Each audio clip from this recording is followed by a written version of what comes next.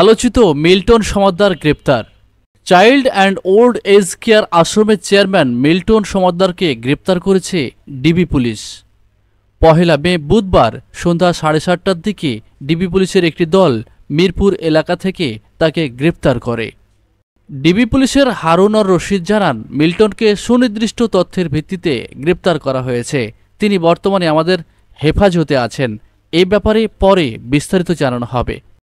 উল্লেখ্য, মিল্টন সমাদ্দারের বিরুদ্ধে অভিযোগ তিনি child and old age care নামের বৃদ্ধাশ্রম গড়ে রাস্তা থেকে অসুস্থ কিংবা ভবঘুরেদের কুড়িয়ে সেখানে আশ্রয় দেন।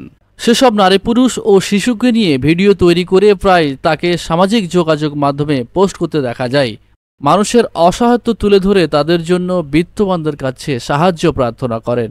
তার আবেদনে সাড়া দিয়ে মোবাইল ব্যাংকিংয়ের 16টির বেশি নম্বর এবং 3টি ব্যাংক হিসাবে প্রতি মাসে কোটি টাকা জমা হয়। এর বাইরে অনেকেই তার প্রতিষ্ঠানে সরাসরি অনুদান দিয়ে আসেন।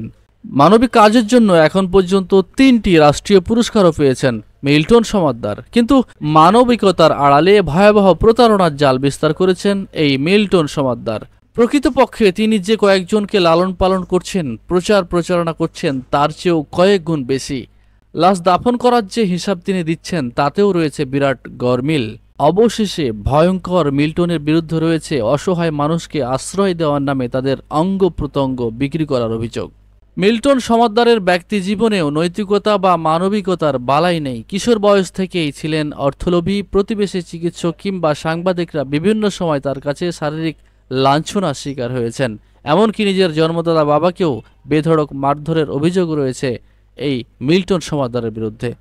গণমাধ্যমের বিভিন্ন প্রতিবেদনে মানব সেবার অন্তরালে যে নির্মম ও বর্বরচিত চিত্র ফুটে উঠেছে তা অত্যন্ত ভয়াবহ। মানব সেবা পরম ধর্ম, কিন্তু মানব সেবার নামে মুখোশের আড়ালে রাস্তা থেকে অসুস্থ, অসহায় ও নিরীহ মানুষকে তুলে এনে চিকিৎসা নামে অঙ্গ প্রত্যঙ্গ বিক্রির যে অভিযোগ মিল্টন সমাদ্দারের বিরুদ্ধে উঠেছে তা অত্যন্ত ভীতিকর, ন্যাক্কারজনক ও মানবাধিকারের চরম লঙ্ঘন। গুরুতর অসুস্থদের হাসপাতালে না পাঠিয়ে নিজ প্রতিষ্ঠানে আটকে রাখা, ভুয়া ডাক্তার কর্তৃক মৃত্যু সার্টিফিকেট তৈরি করে কিংবা মৃত লাশের শরীরে কাটাছেঁড়ার যে তথ্য প্রতিবেদন উঠে এসেছে তা অত্যন্ত ভয়াবহ।